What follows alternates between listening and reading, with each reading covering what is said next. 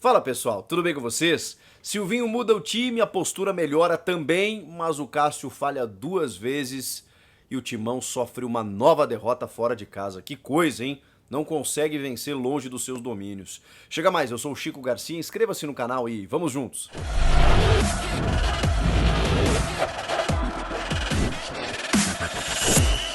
Já já eu vou falar sobre tudo o que aconteceu nesse jogo, hein? Mas antes eu queria dizer que esse vídeo é um oferecimento de OneFootball. Você conhece o OneFootball? É o aplicativo que eu uso para me manter informado sobre tudo o que tá rolando. Lá você vai encontrar todas as notícias do mundo da bola, estatísticas, resultados, tudo sobre o seu time do coração, basta ativar as notificações e ainda transmissão ao vivo e de graça da Bundesliga 2021/2022. O campeonato alemão, os jogos, os melhores momentos, os lances, os craques, os gols, na palma da sua mão, na tela do seu celular e sem custar absolutamente nada. Não perde teu tempo. O link tá aqui na descrição, você baixa gratuitamente também e serve para qualquer celular. Enquanto eu tô gravando esse vídeo, poderemos ter mais desdobramentos sobre essa derrota, porque as informações que chegam lá da capital cearense é de que a Gaviões da Fiel estaria indo ao hotel do Corinthians na madrugada, mas também tem outra informação de que a delegação sairia do estádio diretamente para o aeroporto para retornar a São Paulo. Então, não sei se haverá um encontro. De qualquer forma, é óbvio que há um descontentamento da principal organizada do clube, não de agora, né, mas já de um bom tempo, pedindo a saída da diretoria de futebol, do Roberto de Andrade, do Alessandro, também do técnico Silvinho, com algumas inconformidades no time, aquela coisa toda. Talvez a pressão agora ela aumente. Só que tem um detalhe, né? O Corinthians joga no próximo domingo em casa contra o Atlético Paranaense. Na verdade, 2 jogos em casa. Atlético Paranaense e Grêmio. E em casa o Corinthians é soberano. Tem 7 vitórias consecutivas. E, por exemplo, fora, chegou ao 8º jogo sem conquistar uma vitória como visitante. São 5 derrotas e 3 empates. A última foi justamente contra o Grêmio, isso lá em agosto, 18ª rodada. Gol do Jô, cruzamento do Vitinho. Depois disso, o Corinthians não venceu mais nenhum jogo fora de casa. E essa história de ficar perdendo fora e ganhando em casa pode não ser muito boa, né? Hoje, o Corinthians contou com uma sorte de tabela, digamos assim, porque o Fortaleza também perdeu para o Santos e ocupa ainda a 4ª colocação. Ainda está brigando, obviamente, por uma vaga na fase de grupos da Libertadores. Mas a gente precisa falar do jogo. O jogo contra o Ceará, ele me pareceu melhor em atitude e em atuação técnica do que outros que o Corinthians teve fora de casa. Eu digo no sentido até mesmo da atitude do time mesmo. Não sei se vocês perceberam isso. Não foi um Corinthians tão apático, tão abdicando de jogar como fora contra o Flamengo, por exemplo. Aquilo foi realmente fora do que qualquer time espera. Muitas vezes você jogar para empatar, você perde. Teve umas circunstâncias diferentes, porque o jogo já sai praticamente 1-0 para o adversário. Então, obrigatoriamente, o Corinthians teve que se soltar. Mas fez isso, realmente ficou mais com a bola, criou oportunidades e teve um pouquinho mais de ímpeto em relação, repito, não foi um jogo brilhante, mas em relação a outras partidas fora de casa, o Corinthians sim teve uma vontade de buscar o resultado dos jogadores e do seu treinador, que tem erros no jogo, como sistematicamente ele comete, mas me parece que esse ponto a gente precisa reconhecer. O Silvinho buscou o resultado. Com as suas mexidas, com as suas trocas. E vamos lá, com a sua escalação. Ele mexeu a escalação, né? Deixou no banco de reservas jogadores como o William e o Renato Augusto. E aí o questionamento todo, ele vem à tona, né? Poxa vida, faltam 3 jogos para terminar o ano. Precisava poupar justo agora? Eu tenho certeza, eu não tenho informação, óbvio ainda, mas eu tenho certeza que essa análise ela não foi técnica, ela foi física. Você tem o Juliano, que pode até voltar aí antes do fim do campeonato, né? Tinha uma previsão até mais longínqua para ele, mas pode ser que ele volte antes, que jogou 19 partidas seguidas e estourou, acabou machucando. O Renato vinha de 8 meses parado e emendou uma sequência de 13 jogos seguidos. O Renato, 33 anos. William, 33 anos. O William voltando de lesão, jogou apenas alguns minutos contra o Santos. Então se esperava mais alguns minutos contra o Ceará. Por que não começar com eles para depois tirá-los, já que aí você consegue com mais qualidade. Daqui a pouco tem um jogo mais a seu favor e aí, né, melhor do que você precisar buscar um resultado adverso no segundo tempo. Se você coloca esses jogadores no primeiro tempo, eu não sei qual a minutagem que eles podem ter num alto rendimento. Para você tirá-los no intervalo ou aos 15 do segundo, a gente está falando de 45 a 60 minutos. Talvez nem isso eles poderiam. O Renato acredito que sim, o William menos. Mas deixar para o segundo tempo significa que eles poderiam render em alto nível uns 30 a 40 minutos. E ainda mais pegando o adversário descansado. Acho que foi esse o planejamento. De qualquer forma, uma chance para o Luan, por exemplo, começar como titular na função que é dele, que é de meia armador, flutuando atrás do ataque, juntamente com o Duqueiroz e o Gabriel ali no meio, GP, Roger Guedes e Jô.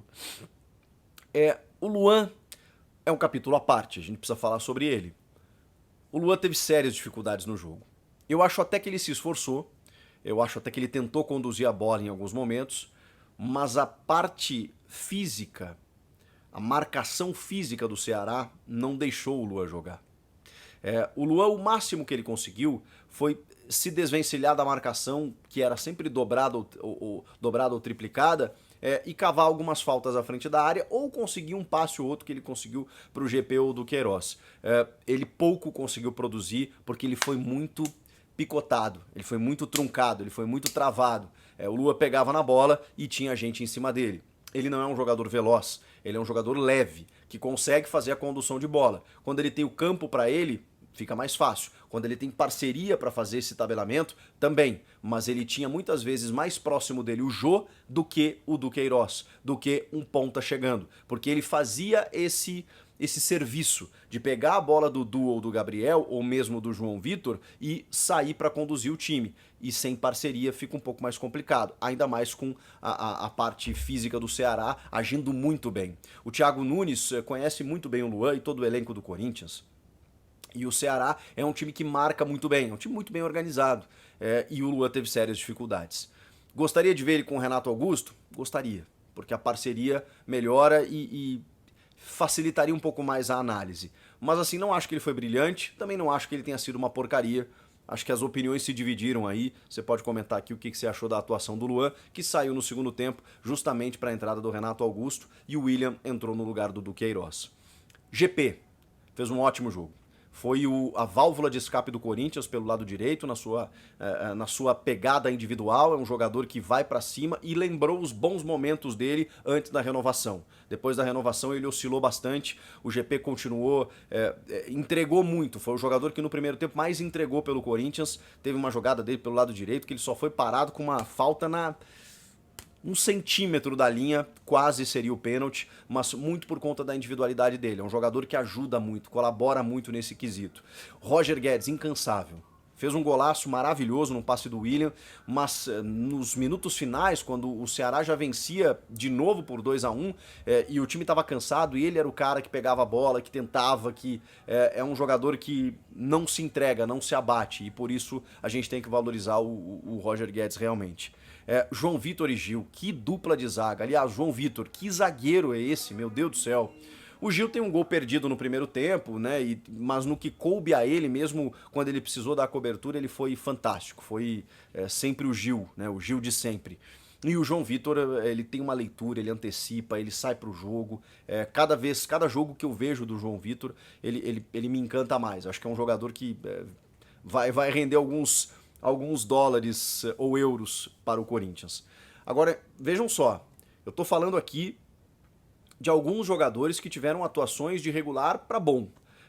Tem o Lucas Piton, que foi outra novidade pelo lado esquerdo, e que bom, né? Sequência, poxa vida, vê um pouco mais. Acho que ele não comprometeu.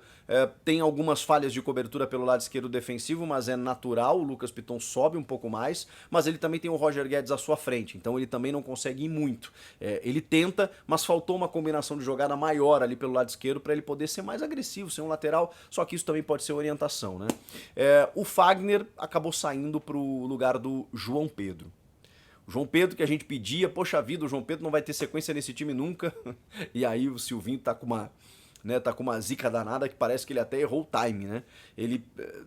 O Fagner tava com cartão, tudo mais. Eu acho até que o Fagner tava falhando na cobertura e muitas vezes cometendo faltas desnecessárias. Campo pesado, alta temperatura, não é fácil jogar no Castelão, gente. O Ceará é um time que corre muito. No segundo tempo, então, o Thiago Nunes botou uma correria pra cima dos caras, é difícil. E o Fagner tava perdendo o timing da jogada. e aí entra o João Pedro. E ele falha justamente no gol da derrota do Corinthians. Vejam como são as coisas, né? Mas assim, no momento eu até entendi. Eu falei, pô, o Fagner também é um jogador que joga todos os jogos. Normalmente ele não precisa de descanso, né? Mas, pô, se você tem o João Pedro, que nunca joga, o Silvinho resolveu colocá-lo e não deu muito certo. E o Cássio, né, gente? A gente precisa falar do Cássio. O Cássio é complicado. E é um tema, assim, delicado da gente abordar. Porque o Cássio é um ídolo, ainda eu acho um ótimo goleiro, que vem falhando sistematicamente. Ele vai dar o balão, o Lima intercepta e o Vina faz o gol com 5 minutos. Quando ele tá meio fora de posição e a bola ainda vai no canto dele. Depois que o Corinthians empata herculeamente num segundo tempo em que avança suas linhas, consegue o gol do Roger Guedes, um belíssimo gol, primeiro gol dele fora de casa. Cabeçada do Johnny Gonçalves, no cantinho do Cássio, bola defensável para um goleiro da estatura dele, e ele sofre o gol. Eu só acho que a gente demoniza muito o banco, né? Parece que o banco é um fim de carreira pro jogador. A sensação que eu tenho é essa. Que parece que o cara vai pro banco, ele morreu pro clube, pro time, aposentou já. E eu jamais pediria a aposentadoria do Cássio, porque eu acho que ele ainda tem idade para continuar jogando no Corinthians e em qualquer outro clube, mas especialmente no Corinthians. Eu acho que ele vive um momento de instabilidade técnica, como todo jogador. E como todo jogador que isso acontece, o que acontece, ele vai pro banco. Como aconteceu com o Jô, com o Luan, com tantos outros que precisaram passar um tempo no banco, o próprio Cássio em 2016 no comando do Tite. E depois, até por uma motivação, né, botou a cabeça no lugar e em 2017 fez um dos melhores anos da carreira dele. Eu acho que falta isso realmente. Talvez uma sequência para o Matheus Donelli. Claro que você teria mais segurança se o Walter tivesse hoje. O Donelli é um menino de 19 para 20 anos. Mas eu acho que ainda dá para você dar uma sequência, não sei se esse ano, faltam 3 jogos, mas pensar nisso. Uma sequência para o Donelli. Quem sabe também no ano seguinte, né, o Cássio com uma pré-temporada e tal. O fato é que ele não vive um bom momento e o que me incomoda é essa cadeira cativa, essa estabilidade que nenhum profissional pode ou deve ter. O cara precisa estar incomodado, ele precisa ter uma sombra, ele precisa ter uma motivação, ele precisa ter um sentimento de que se ele não trabalhar melhor, ele vai sair. E a sensação que passa é que no Corinthians, independentemente do que aconteça, o Cássio permanecerá. Então é só isso que me incomoda. Não acho que o Cássio tenha que encerrar a carreira. Só acho que ele precisaria de um tempo, até para preservá-lo, né? E dar uma sequência para um goleiro da base aí que pode eventualmente disputar a titularidade, por que não? A coisa é normal, o profissionalismo é assim que funciona. Não tem problema nenhum. Agora vamos lá. O Silvinho, que está sendo muito criticado pela torcida, como sempre, com exceção, vou dar a minha opinião, tá? Com exceção de uma insistência que eu confesso a vocês que eu não entendo no Vitinho, porque, de novo, sem ser definitivo em relação a esse jogador, que é um menino jovem da base também, e que até citei, né, que na última vitória fora de casa contra o Grêmio em Porto Alegre, ele que fez o passe pro gol do Jô, acho que ele tem algumas valências e tudo mais, até agora o que eu vi dele é muito pouco. E o Silvinho insiste muito nele. Quando ele faz a troca de William e Renato Augusto por Duqueiroz e o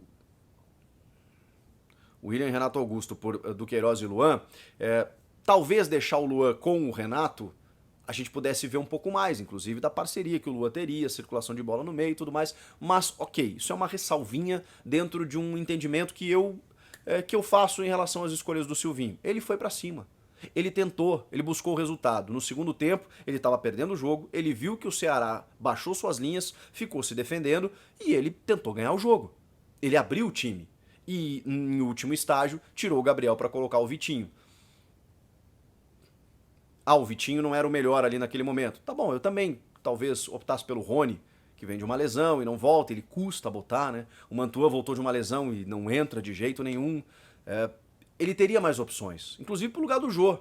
Só que talvez o jogo como se desenhava, né, com a bola rondando muito a área do goleiro João Ricardo, talvez o Jô ali naquele momento fosse importante. Eu vi muita gente pedindo um Mantuan no lugar do Jô, mas talvez o Jô ali fosse importante, porque a bola circulava muito. Ela ia da direita para a esquerda, da esquerda para a direita, ela circulava muito ali. O Jô é um centroavante que, né, não fez um bom jogo, ficou muito isolado, mas se a bola estava rondando ali no segundo tempo, talvez fosse jogo para ele. Mas ele teria outras opções. E o que incomoda no Silvinho, o que incomoda o torcedor, e me incomoda especialmente, é essa falta de versatilidade, de repertório.